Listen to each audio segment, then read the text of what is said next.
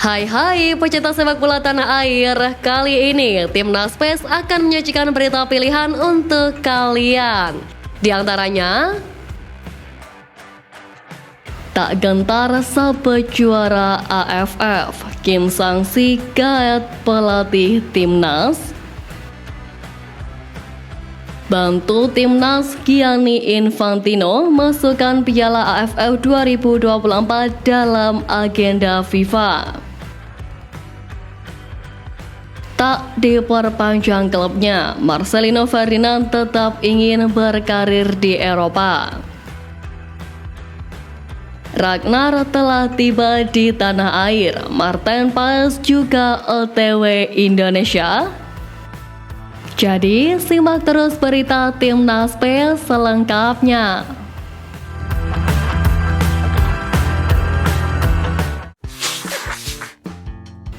Dalam drawing Piala AFF 2024 yang dilakukan pada Selasa lalu, skuad Garuda berada di grup B bersama Vietnam, Filipina, Myanmar, dan Laos.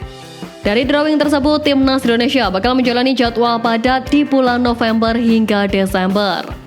Namun jika lolos ke babak ketiga kualifikasi Piala Dunia 2026 zona Asia, hal itu berarti jarak antara matchday kedua babak ketiga yang berlangsung pada 19 November hanya 5 hari dari laga pembuka grup B Piala AFF 2024. Meski begitu, Sintayong sejatinya tak perlu pusing, sebab secara persiapan Timnas Indonesia justru lebih siap karena sudah berlatih sejak akhir Oktober atau awal November. Hal yang berbeda mungkin hanya komposisi pemainnya saja. Di babak ketiga kualifikasi Piala Dunia 2026 zona Asia, Sintayong dapat memanggil seluruh pemain terbaiknya. Sementara di Piala AFF 2024, tak semua pemain terbaik dapat diturunkan mengingat ajang ini tak masuk ke dalam agenda resmi FIFA. Wakil Presiden Federasi Sepak Bola Vietnam Tran Ang Tu mengaku tak peduli Vietnam dengan Timnas Indonesia berada satu grup di Piala AFF 2024. Kendati demikian, ia menilai bahwa mencapai babak semifinal adalah tujuan The Golden Stars dalam ajang 2 tahunan tersebut. Tran Ang Tu pun mengklaim bahwa Vietnam memiliki keuntungan dengan bermain di kandang sendiri menghadapi Timnas Indonesia. Bahkan ia optimis negaranya bisa melaju hingga babak final. Tran Ang Tu tampak lupa dengan 3 pertemuan Vietnam dengan Timnas Indonesia. Dalam 3 pertemuan terakhir, Timnas Indonesia sukses menaklukkan Vietnam. Bahkan di pertemuan terakhir, Timnas Indonesia sukses meraih kemenangan telak 3-0 di Maiding National Stadium pada Maret lalu. Maka dari itu menarik dinanti bagaimana kiprah dari kesombongan Tran Ang Tu tersebut. Mantan penggawa Timnas Indonesia Kunchoro berharap agar Timnas Indonesia tak meremehkan lawan yang akan dihadapi pada Piala ASEAN 2024. Ia menyebut bagaimanapun juga lawan-lawan skuad Garuda pada turnamen ini tetaplah harus diwaspadai. Kunchoro menyebut wajar jika Indonesia dinilai terlalu kuat untuk bermain di turnamen ini. Hal ini tak lepas dari peningkatan pesat dalam aspek permainan dan capaian skuad Garuda belakangan ini. Lebih lanjut, Kunchoro juga menanggapi adanya saran dari sejumlah pengamat agar Timnas Indonesia memainkan tim pelapis pada ajang ini. Menurut pria yang kini berstatus asisten pelatih Arema FC ini, secara pribadi ia sepakat dengan usulan tersebut. Ia mengaku sepakat jika yang dimainkan pada ajang ini merupakan pemain-pemain dari kompetisi lokal. Timnas Irak telah mengumumkan skuad untuk menghadapi Timnas Indonesia dan Vietnam di putaran kedua kualifikasi Piala Dunia 2026 zona Asia. Pelatih Jesus Casas memanggil 26 pemain yang akan terbang ke Jakarta pada 6 Juni guna menghadapi Timnas Indonesia sebelum menjamu Vietnam 5 hari berselang. Masih terdapat wajah-wajah familiar yang meneror pasukan Garuda pada pertemuan pertama di Basra November lalu maupun saat berhadapan di fase grup Piala Asia 2023. Bintang belia LC Utrecht sekaligus rekan setim Ivar Jenner, Zidane Iqbal juga kembali masuk ke skuad Singa Mesopotamia. Meski memanggul sejumlah muka lama, Jesus Casas juga tidak lupa melakukan penyegaran ke dalam timnya dengan 7 debutan di bawah serta.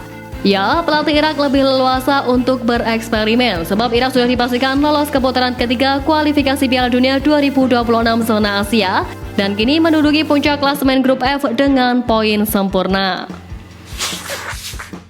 Kabar mengejutkan datang dari pelatih anyar Vietnam Kim Sang-sik yang bakal merekrut 2 mantan pelatih Timnas Indonesia U17. Kedua pelatih itu adalah pelatih kiper Marcus Horizon dan pelatih fisik Gilang Ramadan.